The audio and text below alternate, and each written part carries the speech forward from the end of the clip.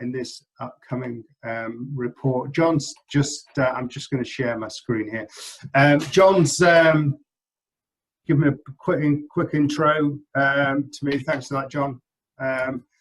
I have started during lockdown a new business. So I've spent 25 years working in public relations. Latterly, always in agency side, and worked for some incredible brands, from The Economist through to Cisco, Microsoft, the Associated Press. And during lockdown, I've spotted an opportunity to help agencies and entrepreneurs working in the creative industries to build their businesses out of COVID. And part of the conversation today is going to be, what there's been a huge amount of innovation going on in public relations in our profession throughout the crisis, and lots of areas of opportunity. So I'm going to talk to some of those. Along the way during my career, I've written lots of books. In fact, the last book I wrote was the 70th anniversary book for the CIPR Platinum. My next book coming out, co-written with Ralph Tench at the Business School in Leeds, is the latest update to Exploring. That's out in January. Exploring PR. I've joined you as the editor of that. Quick plug. We pushed it much further into management than it has been previously. I write a blog, and I'm a professor at Newcastle University as well, where I teach. So I wanted to start by saying, how the hell are we all? How are you doing? I don't know about you, but the pandemic has been a complete mental roller coaster for me. And the last 2 weeks have been have been as challenging as some of the toughest moments during the pandemic. And certainly the agencies and a lot of the comms teams I've been working with have found the same. And I've spent the last week or so kind of digging around to try and find out why that might be, and try and find an explanation to help us through this next stage. And I've spoken to some crisis comms experts and published a short article this morning on my blog about this. I've reached into theory to find an explanation, a popular crisis comms model here. Any of the scholars amongst us will recognize Zuning and Myers, who describe very eloquently the life cycle of a crisis. And I mapped here what we've been through in the last 6 months against this, to try and find out why I feel so bloody grumpy. I was grumpy before the crisis, had short temper, but it's been particularly honed over the last 6 months. And actually, there's a completely rational explanation for this.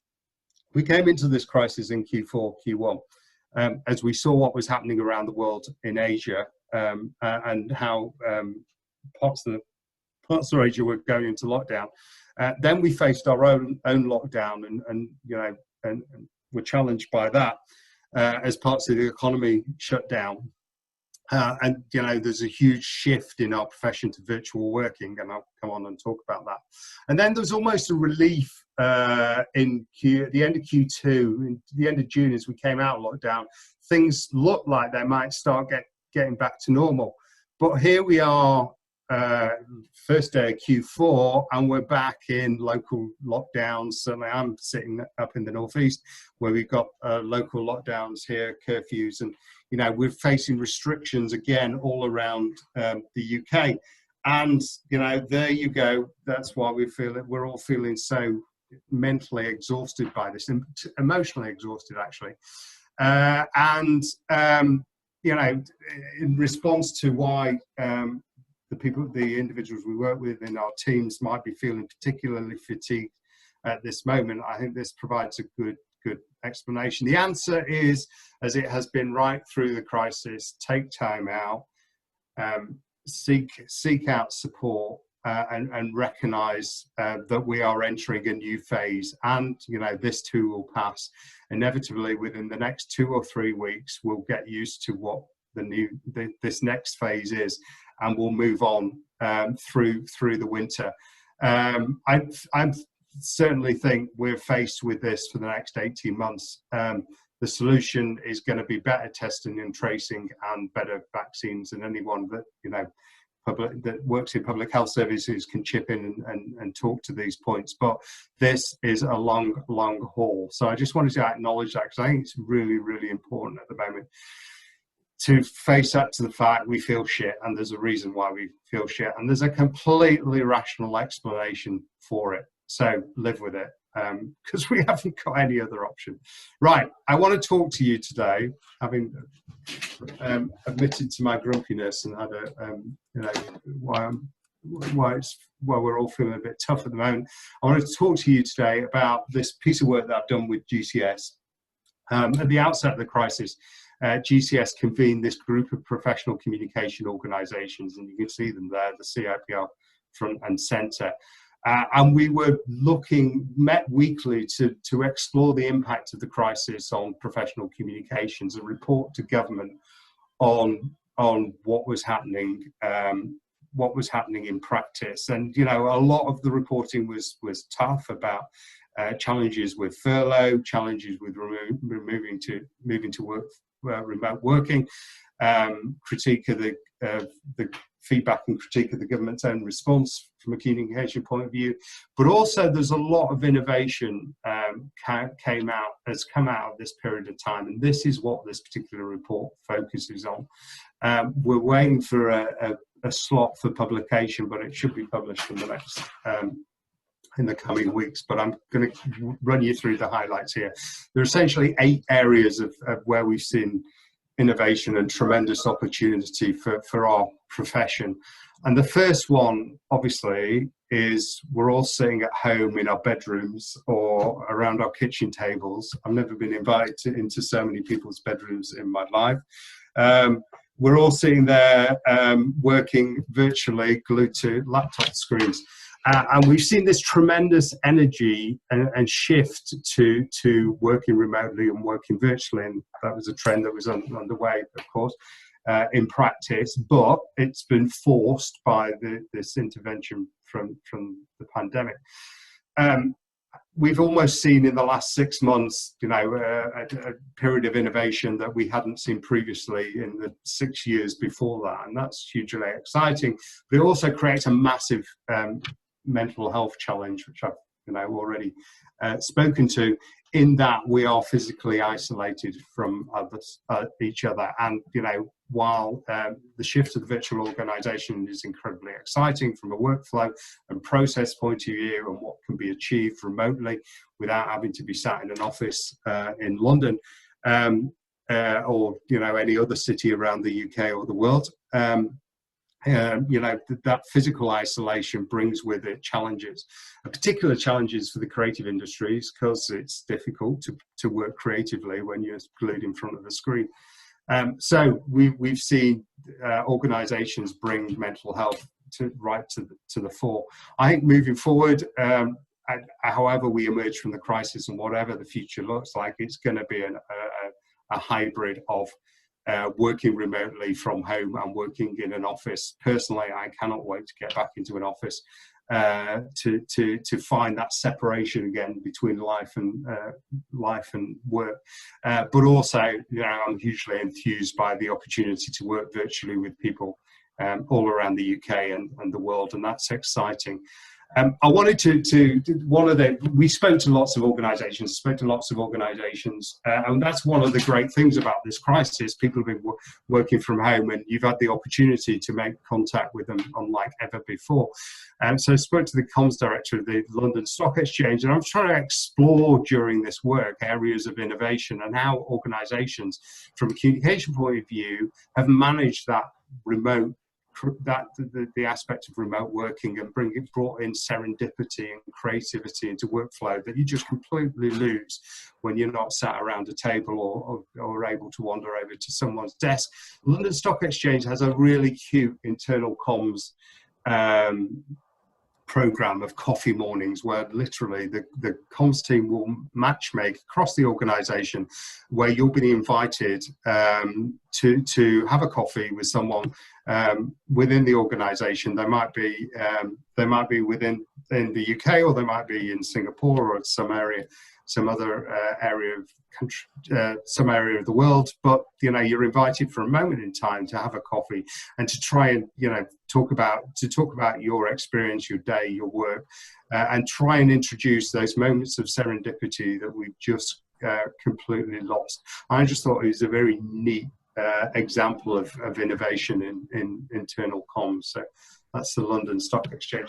My second point, and I've got 8 points, which we went through this, and maybe this one should have come up front, but the change to virtual working is probably the biggest thing our industry has faced during the crisis. But the second one is the elevation of comms within the management function within organizations. So if comms wasn't part of the exec suite before the crisis, it almost certainly is now. And if it isn't now, it reports in directly. It will have a direct line into exec comm or into a board. Because literally we have become the eyes and ears of the organization. And an organization as external and internal stakeholders have moved remote, become separated from the organization virtually, physically into virtual spaces. It's been the internal communicators that have ensured we've been able to engage collectively as an organization, and they've held together the culture of organizations. And that's been an absolute critical role. There's a second and a related point, that organizations that went into the crisis focused on financial metrics, financial performance. So you think about Wetherspoons and organizations of its type have been the ones that have been caned coming out of it from a reputational point of view. And there's been a huge focus, just as we've seen in our own communities, around communities. It's been the same impact on organizations. And you've heard this thing, we've been talking about purpose for the last 2 or 3 years, an extension of corporate social responsibility, but organizations are truly being called out to their purpose now and to the contribution they make, not only from a financial point of view to the publics they serve, but their environmental and social responsibilities too. And so I think at the moment we're in this still living through the midst of the crisis, but I think as we emerge, ESG is going to be a fundamental part of corporate communication planning, and that's finally seeing public relations elevated right to where it should be, at the forefront of organizations. I wanted to call out, as with many councils and organizations, the comms director has been sat within ExecCom right the way through the crisis as the voice of the publics around the organization.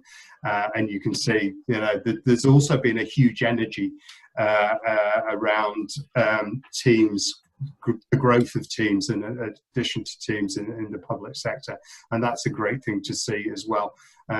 In Brighton and Hove City Council, the comms director there is now part of ExecCom, sitting in daily meetings and recruiting a team around her. Third thing is, we've seen this shift. If organizations didn't have a newsroom or a central comms function, comms team before the crisis, they almost certainly do, because throughout crisis, the only way to respond quickly is to build a cross-functional hub team. And we've seen a huge innovation in workflow there as well. So the adoption of practices that have come out of the software industry, focused around things like Scrum and stand-up, and we probably all sit on morning stand-ups now at 8:30 or 9 o'clock in the morning, where we'll meet with the key stakeholders from across our organization. Then we'll sit in another with our own teams, and so these sort of techniques have become absolutely standard part of workflow if they weren't before, and that's very exciting too. Third aspect to this is this shift to owned media. Now, we saw that. We've been talking about pay-so in our industry for 10 years.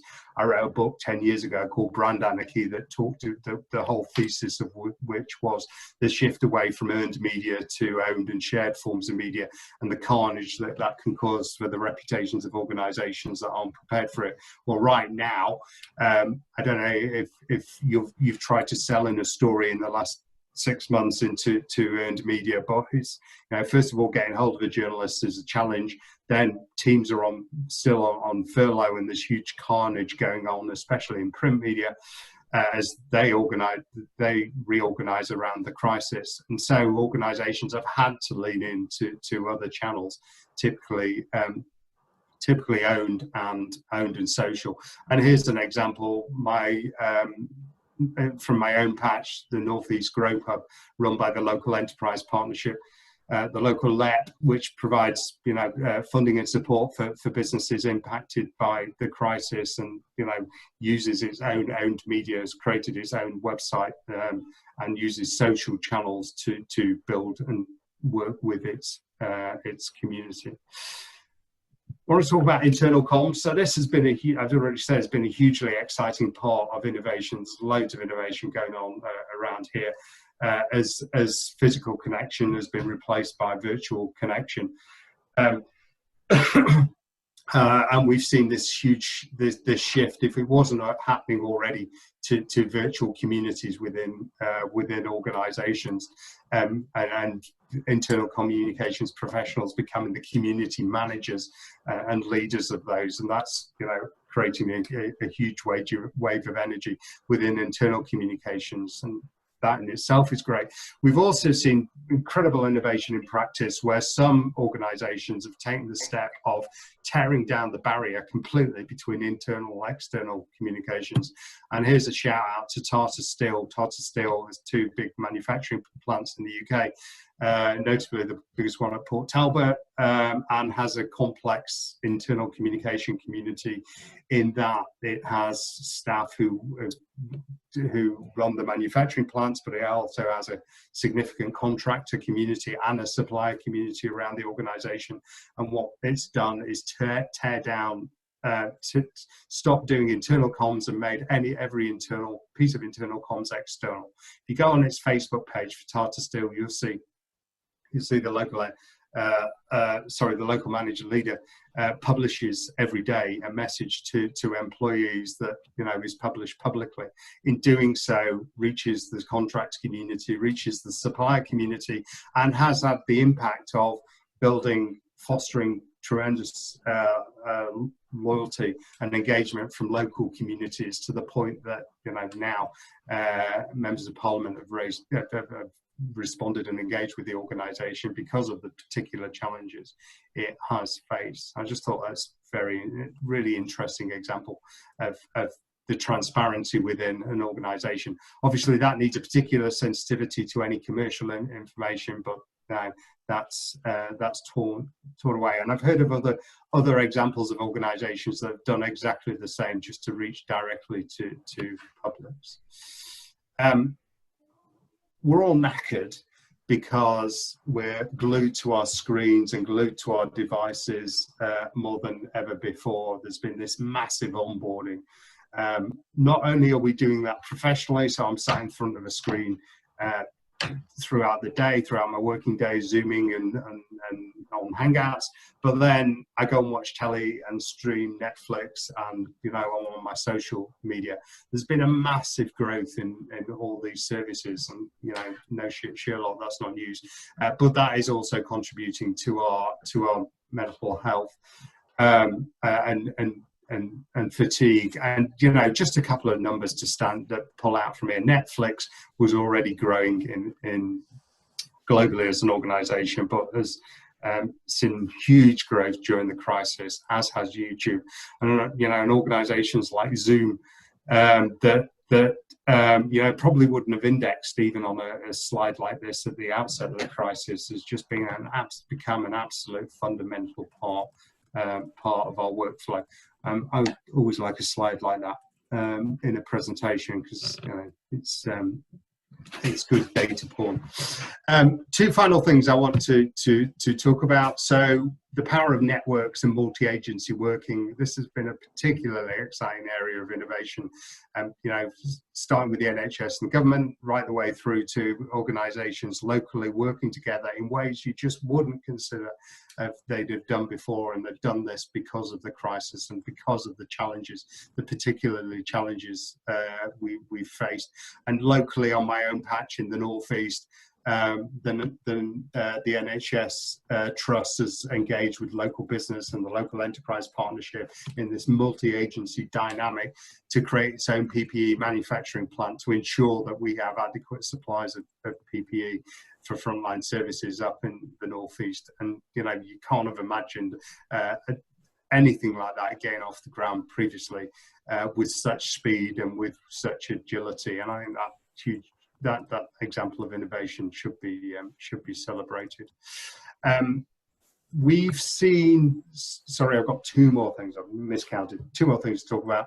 We've seen organisations lean into the need to level up through the crisis to ensure that they reach communities that they might not have difficult to reach communities that they might haven't done before. So there's been a tremendous energy and conversation ongoing within our industry around BAME for some time.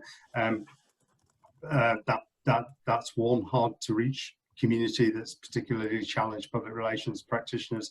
You know, we all know the data from the CIPR state of the profession, but also, you know, other communities like the elderly or the teenagers that, you know, might not be as compliant with lockdown as we'd like them to be, have also been leveled up by organisations paying particular attention to them. And how they've done that, well, they've done it by using the channels and the channels and influencers that you know, these particular communities pay attention to.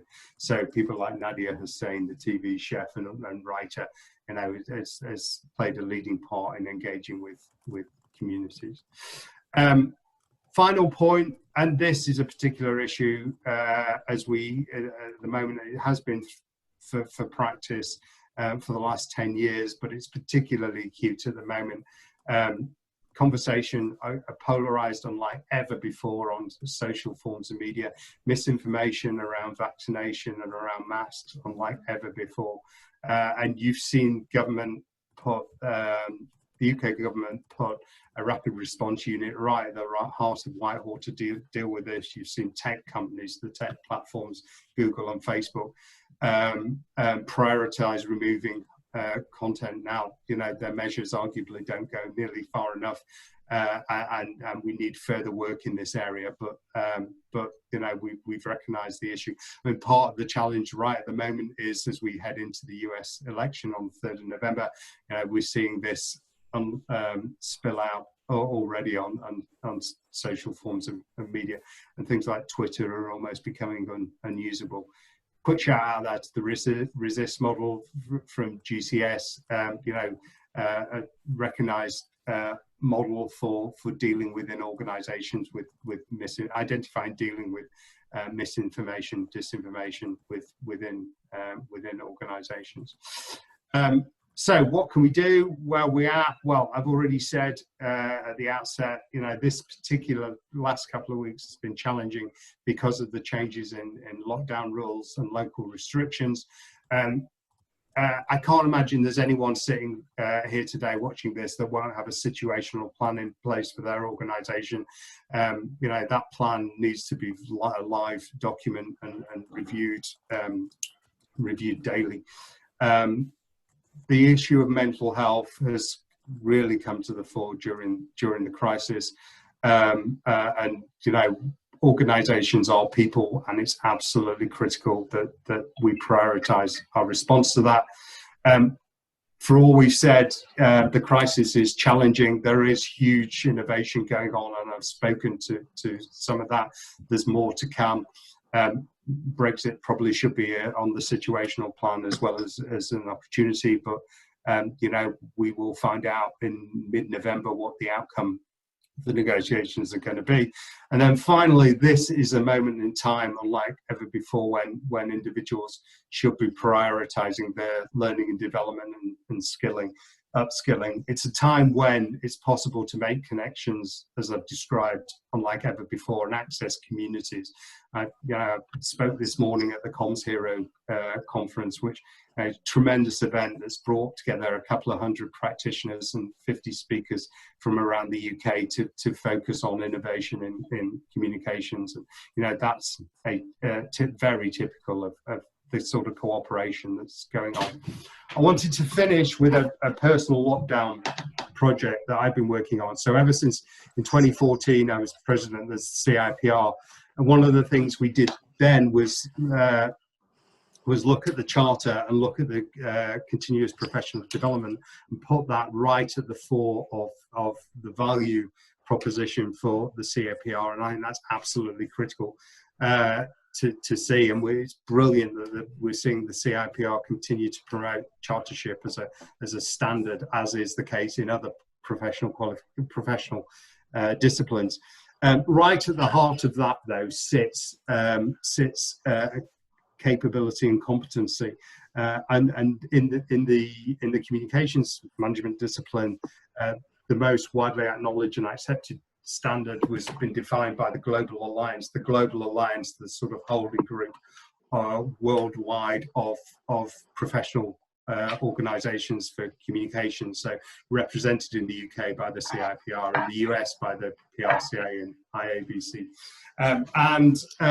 and Gregory, another former president, Professor Anne Gregory at Huddersfield, was instrumental as the president of the Global Alliance in helping define this capability framework that she has then taken and implemented in practice through her work and research at Huddersfield University. So I've taken this has been my personal project during lockdown, taken the Global Alliance competency framework and mapped it into a matrix that individuals can use as a self-assessment tool to benchmark their skills, working maybe with a manager and also focusing on areas of their professional lives that they maybe like and others that they don't,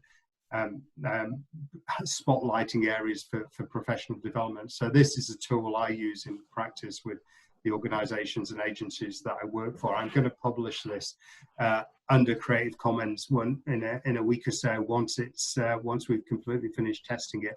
And it's going to be made available via the Global Alliance as a tool for benchmarking competency. But I just wanted to end on that. This is a moment in time to be thinking about your professional career, as public relations is undoubtedly recognised as more and more important communication management discipline within organisations. And with that, I am going to stop and hand over to Kerry to pick up. I think we're going to I'll come back a little bit later for Q&A, but Kerry, over to you. Thank you.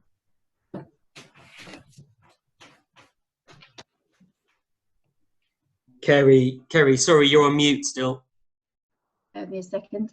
Should know that by now, shouldn't I? I'm Kerry, everybody. I know a few of you here today, so thanks for joining us. And thanks, Stephen. I'm just going to talk you through a few things that the Government Communications Service has been doing to obviously highlight some of the points Stephen's been making, and absolutely the mammoth, if not army-like, collaborative task that we've all been working to over the past couple of months, and which will be with us for the foreseeable future. John, can you share the slides for me, your end? John?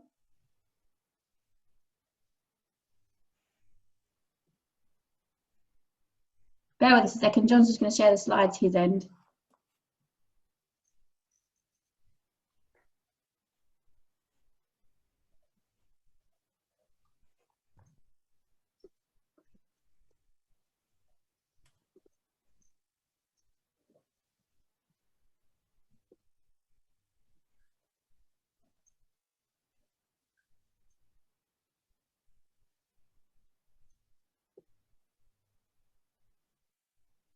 Sorry, everyone, bear with me just one moment, thanks.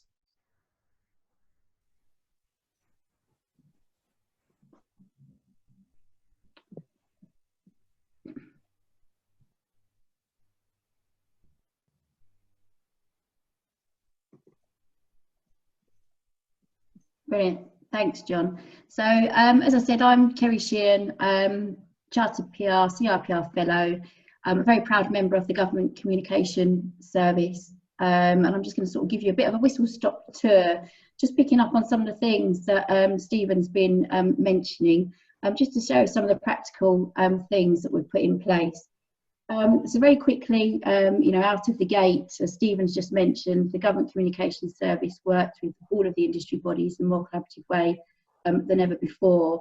And we also saw, you know, many of those industry bodies really stepping up in their own rights to support people through the start of the crisis and to the point where we are today, and where we will be going forward.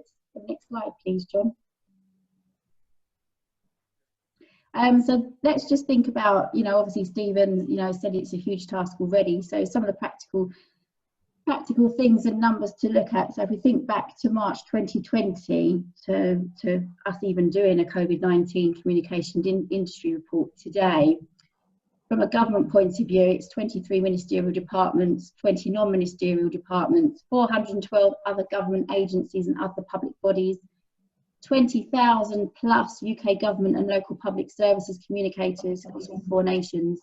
Within 48 hours, the UK government and most local public services remodelled and retooled operations for COVID-19 at their full focus. And they continue to remodel and retool throughout and to this day and ongoing.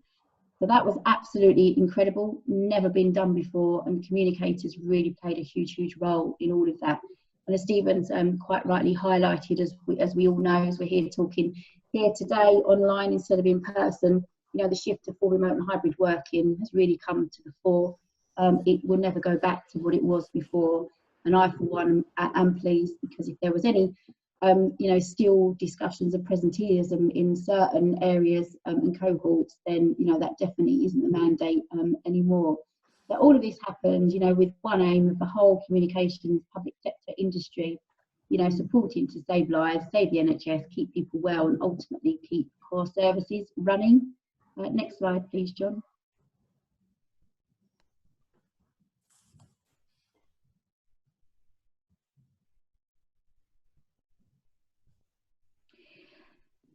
So what did we do? I mean, as Stephen's just said, a COVID-19 advisory group was put in place for central government to give some of the independent oversight and some advice and guidance at the COVID-19 hub, which many of my colleagues, you know, came from departments, also came from overseas posts when they were very quickly, you know, brought back to the UK because of the virus. They too worked at the centre in the COVID-19 hub.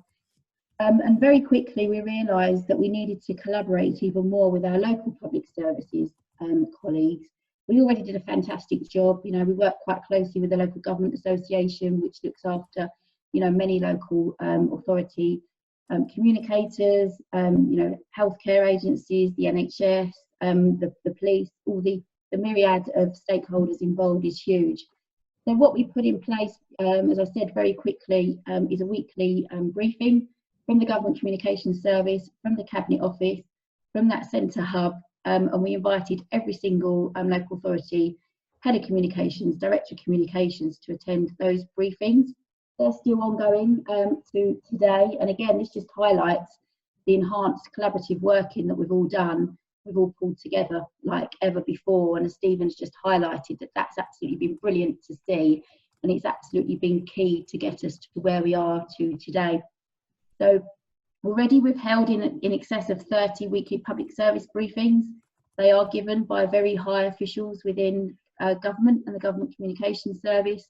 We update our local colleagues as to what's happening that week, what is coming up, so they're on the front foot, how they can support with key messaging and getting key assets out there. And we also have briefings from anyone and everyone involved in the national response, from NHS contact tracing app, to restrictions coming in, to heads of businesses, the CBI, you name it, we get those speakers up and we talk directly to our local service communicators. And that's been absolutely incredible, and it will continue ongoing. And obviously part of that package, again, in that really cross collaborative work, and you can't underestimate this, because lots of public sector communicators, their myriad of stakeholders is hundreds, if not thousands, and some of those work with, you know, as already Stephen said, local businesses, you know, further local healthcare agencies, you know, regeneration, all kinds of things. So the Government Communications Service not only supports, you know, it's 5,000 odd in-house communicators across the whole of HMG, which is absolutely a huge task. You know, fantastic, well done to all of my Government Communications Service colleagues. They really are incredible. But we also support every single local service communicator with messaging, assets, skills requirements, supports for teams, and even, you know, picking up on the hard to reach, we have GCS local communicator reps on the ground that support every single area which has enhanced restrictions imposed, and that has even meant representatives knocking on house doors, going doors to reach those that are hard to reach, to ensure that everyone is effectively communicated in. So that just picks up, you know, on some of the new ways of working and the new collaborative things that we've put in place, and they will continue going forward. Next slide, please, John. Just to also pick up on what Stephen's just said, you know, the other things that are at the centre. I mean, the Rapid Response Unit, Cabinet Office, you know, you probably all know, formed in 2018, but it's really come into its fore, you know, in the past 6 months or so. You know, and just not working with the social media and the tech firms, you know, to remove the amount of nonsense and fake news and harmful content has been insurmountable. You know, as one of the tech giants said, you know, the amount the algorithms and the processes take down is utter madness, but the amount still getting through is also utter madness. So that just shows us that, you know, the challenge that we do have as communicators and trying to be, you know, the single source of truth. Next slide, please, John. So just again to pick up on what Stephen said, I mean, public sector communications has really accelerated like never before. You know, we was always good at working at pace when we need to, but we are always working at pace now. We are working smarter, faster. We was always quite lauded across the public sector for listening and engaging with particularly external stakeholders and internal stakeholders to some extent, but again, that's really coming to the fore with all the collaborative groups that have been set up, you know, listening to business supporting, you know, business supporting lots of things, the furlough scheme, the packages, etc. To the extent that I've been in, you know, some meetings where some of the business support groups out there have said we couldn't have done our job to members if you hadn't have supported us with that and listened to what we wanted. So that's really great, and hopefully that will also continue. Again, virtual teams coming to the fore. And just to really pick up on what Stephen said about the own media platforms, you know, I've always sort of advocated for them, but it isn't always something that all public sector organisations have sort of considered in a way that is more than, you know, a Twitter channel or a website. And we're really seeing this come to the fore now. On owned media platforms, to the extent that we've got some local authority areas, you know, doing all community Zoom sessions to discuss latest restrictions or to discuss going back to school, and that is obviously taking communications engagement to an absolute other level in the absence of not being able to do face-to-face. But as Stephen said, you know, you can meet more people than ever more, you can engage with more people than ever before. Previously, there may have been some considerations around sort of the informal nature of those forums, people asking questions. It could get quite heated, but absolutely it's working really well. So there's some examples there. Next slide, please, John. Just wanted to pick up quite quickly that we've seen organisations across private, public sector, you know, agencies all adopting a more of an sort of an empathetic approach. Not only in their internal communications, you know, being aware of, you know, the extra hours, the extra yards that, you know, all staff are going, and everyone is going through this crisis in a slightly different way personally, you know, with our own resilience and everything else that we've got around us. But just also seeing, you know, sort of public sector organisations, you know, really sort of adopting, you know, a bit more of an informal, friendly tone as appropriate. And you can see that coming through in quite a lot of the Q&A sessions as well. And I think that's been really welcomed by communities and stakeholders. Just like to reiterate, again, as highlighted here, you know, going back to March, we could never imagine that, you know, communications would be accelerated to the fore as much as it has now. I think we've got a massive pillar to build on going forward. The momentum is behind us. Whilst we are very much still in crisis, I think we can really, we've got the mandate now to firmly say, you know, communications PR is that strategic management function. You know, not only is it an essential pillar to the national response, and it will continue to do so for the foreseeable future, but also we've seen, you know, sort of, you know, quite high profile senior managers as well, you know, really opening the door to communications professionals when it could have been harder before, to help them engage, help them shape their messaging, and obviously help show the real value of that communications can bring. And again, just to highlight, you know, we just have to be mindful of mental health. Those that are physically isolated, working out of their bedrooms, their shoe cupboards, etc. It's not a one size fits all by any means. Next slide, please, John. Just a very quick whistle stop tour, just to pick up on the fact that, you know, collaboration has really been key here, and it's been fantastic to see. The industry bodies also collaborated like never before, with lots of their members out there. And, you know, just a bit of praise for the CIPR Public Services group that, again, just like central government put in place their Covid-19 advisory group, we too did the same, all our local public services communicators. And we really were sort of a friendly support service at times, you know, sort of day and night for lots of communicators. And here are some of the guides that we drafted with some of the top crisis communications experts that we have in the field, stakeholder engagement specialists and community specialists, because this is what public service communicators told us that they needed. So there's things there, you know, I've never communicated the death of a colleague before, or an elected official or a volunteer, and now I'm having to communicate 5 in 1 week, please help me. So these are some of the things, and it just shows again that when we need to be responsive and on the front foot, you know, we can absolutely do it and all come together as an industry. Next slide, please, John. And just lastly, just to give, you know, a bit of a shout out to the Government Communications Service, again, an incredible team working around the clock. This is all about supporting communicators to support the nation, to support communities when it matters the most, and it matters the most day in, day out now, again, for our foreseeable futures. The Government Communications Service, again, supported by the COVID-19 advisory group, put in place the COVID-19 jobs bank. To date, we've got 900 people signed up to that jobs bank. We have 60 people working in post, and you know, the work that goes on behind the scenes to try and support people to secure work, to secure jobs that have lost them, you know, in their time of need has been absolutely brilliant. So again, that just shows, you know, how we all come together to support one another, and not only are we supporting the nation, supporting the government, supporting the public sector, we're actually supporting people from agency side, in-house, all different kinds of sectors, doing, you know, all kinds of communications, jobs and support across government now. So that's been absolutely fantastic. Last slide, please, John. And I'd just like to say a massive thank you to not only all communicators, PR practitioners, marketeers, wherever you sit in the skill set. It's been tough, it's been hard. I've never worked, you know, so hard, but at an enduring pace. I don't see any let up soon. So just a massive thank you for everything the communications industry continues to do, whether you're public, private or agency. We've all been affected and touched in different ways. We've all found newfound skills and strengths, or we've, you know, found doors closed, other doors opening. So it's just been absolutely brilliant, and I think we've got a lot to build on for our industry for quite a few years to come now. So I'll hand over back to John, and then John can hand over to Mandy.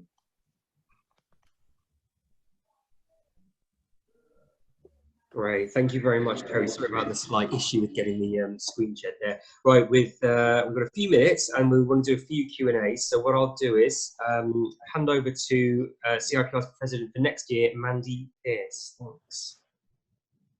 Hi, everyone. I can see there's some brilliant questions in the chat, so I'm not going to talk for too long. All I was going to say is great report, Stephen. Very timely, and big thank you to GCS for sponsoring that report, because I think it really helps take the industry forward. CIPR in 2020, like any other organisation, has had to flex and develop its offer quite quickly. Some things we've done this year, which I'm just going to flag up for those of you who are members, and if you're not a member, you know, I would definitely obviously advocate joining us, because we do have a huge amount of resources focused on the needs of practitioners. So we launched a mentoring program this year with our fellows, which is underway. And we've also got coming up soon a more informal mentoring scheme with our chartered practitioners, which will be launching soon for our students. We've had to shift to virtual delivery, so most of our training is online and available virtually, and there was quite a large set of free webinars also we produced to help people in the early stages of COVID.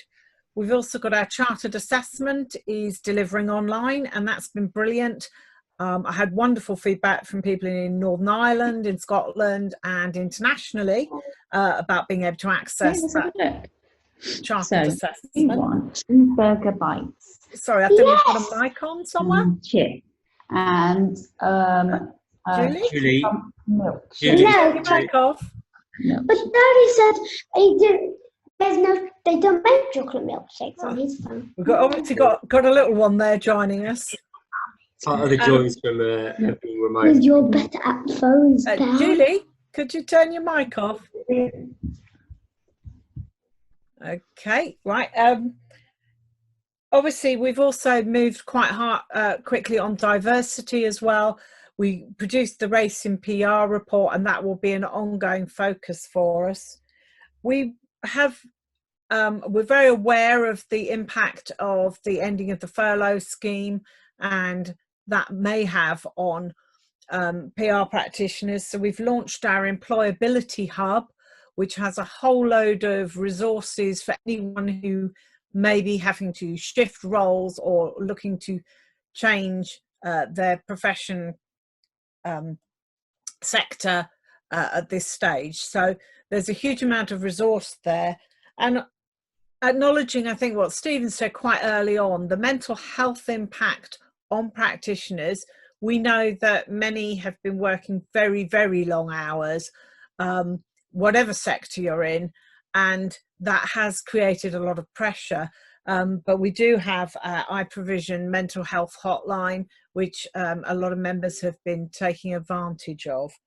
So 2021, we'll be particularly looking at this report and looking at the global capability framework again, and making sure that our training offer and our learning opportunities are addressing the professional needs of people going forward.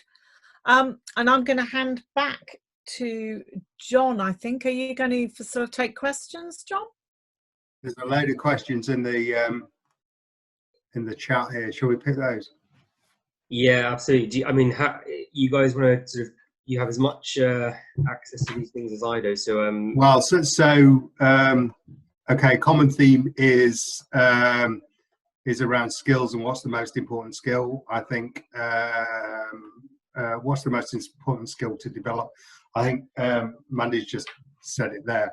You know, if you haven't got a chartered qualification, aim for chartered certification, because that puts you on a par with your peers in management, and it's an understood and recognised form of qualification. Beyond that, you can look to your own professional development, and tools like the Global Alliance Competency Framework are a really good way of benchmarking your own skills and providing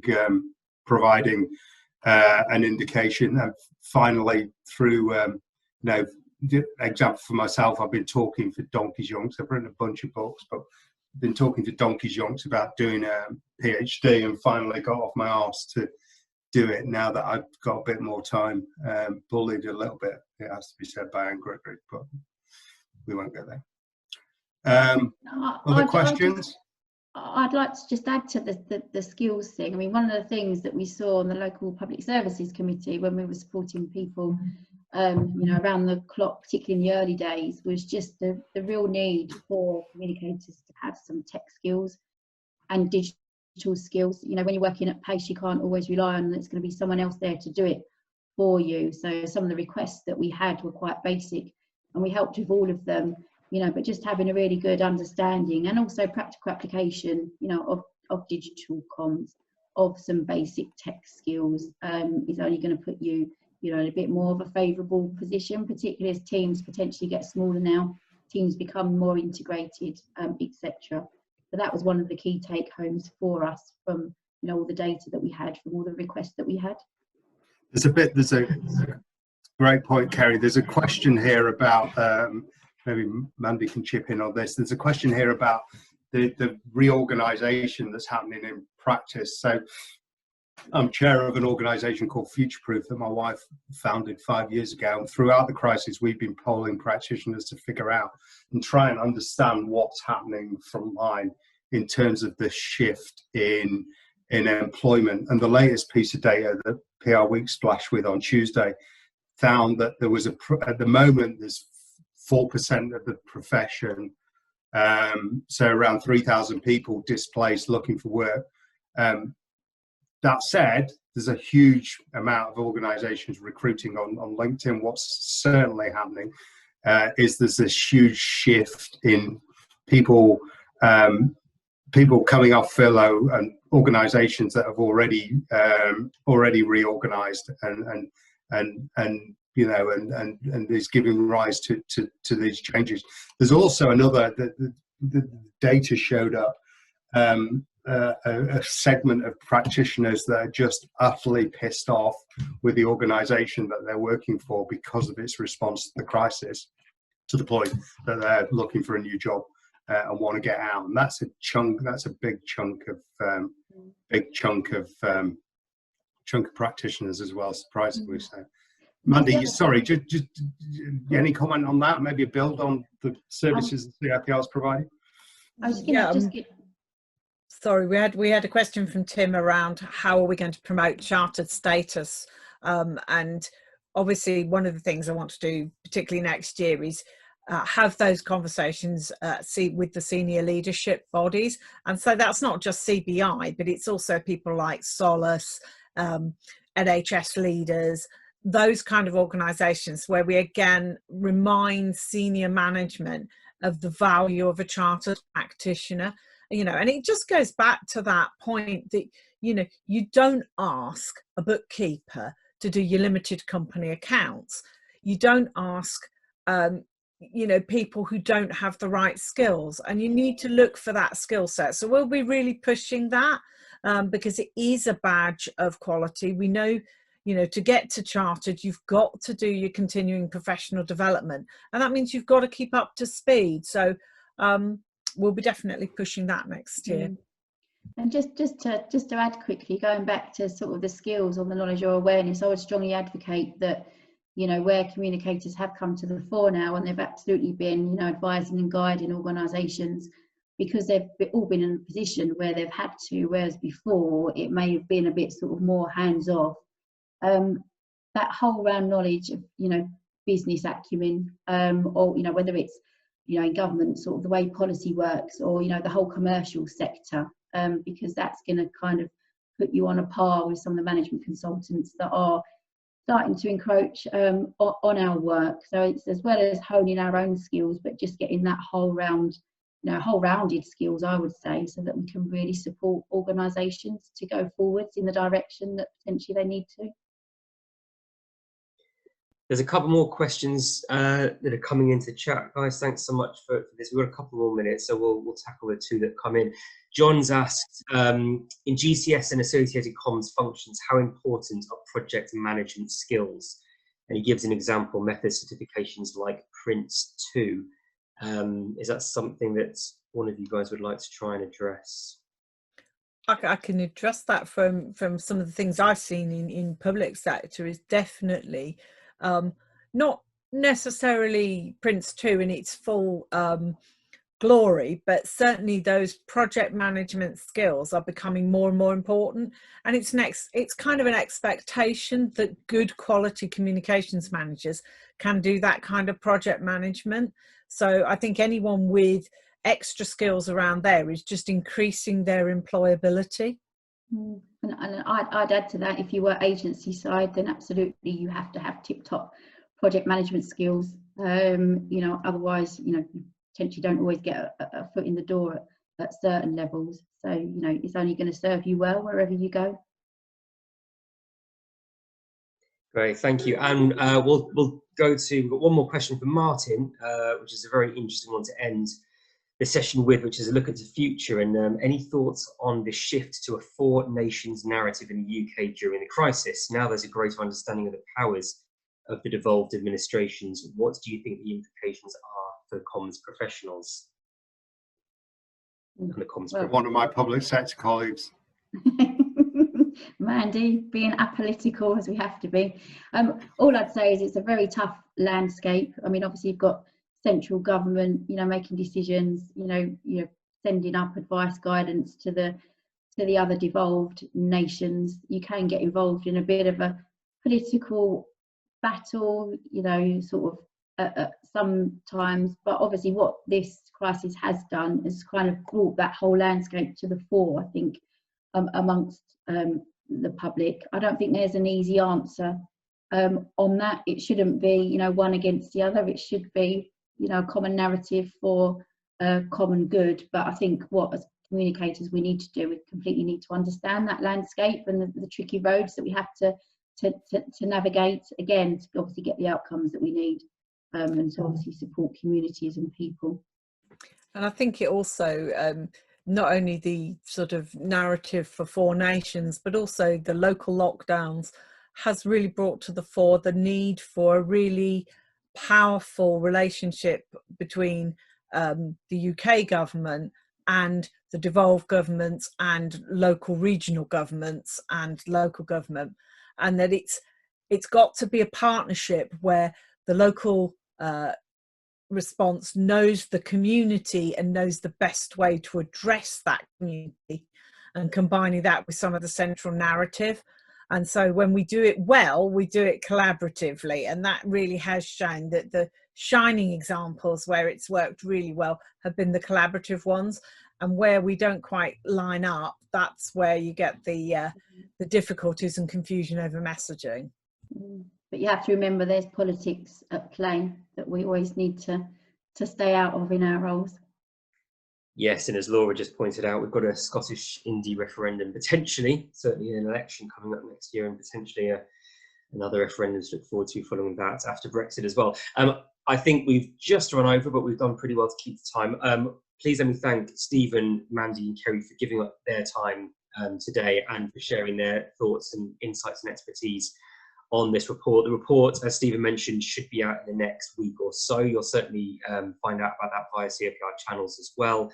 Thank you all for taking the time to join us. As Stephen said, we're all working in very strange and different ways from each other at the moment. So the fact that you've given up some time, if it's your own personal time or if you're doing this while you're working or even dealing with children at the same time, we're all often in the same boat. So there's no shame there. So thank you all so much, and we'll hopefully see you all again very soon.